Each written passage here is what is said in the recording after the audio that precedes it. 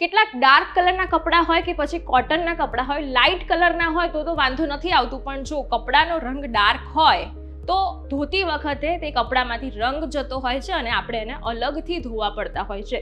એટલે દર વખતે જ્યારે પણ તમે એ કપડાં પહેરો એટલે શું થાય, તમારે એને અલગથી ધોવા માટે મહેનત કરવી પડે છે. તો આજે એક એવી ટ્રીક વિશે જાણીશું કે તમારા આ જે કપડામાંથી રંગ જતો હોય છે એ હંમેશા માટે બંધ થઈ જશે.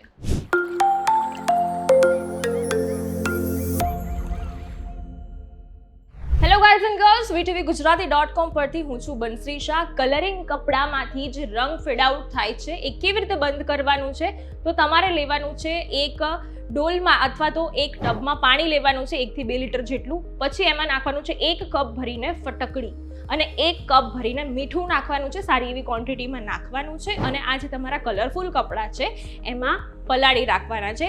2 કલાક જેટલા પલાળી રાખવાના છે. 2 કલાક પલળી જાય ત્યારબાદ તમે જે નોર્મલ ડિટર્જન્ટથી એને વોશ કરી લેવાના છે અને સૂકવી લેવાના છે. આ ટ્રીકથી તમારા જે કપડામાંથી કલર જાય છે એ કલર ધીમે ધીમે બંધ જ થઈ જશે અને આ કલર બીજા સફેદ કપડાં કે લાઇટ કલરના કપડામાં હવેથી નહીં બેસે.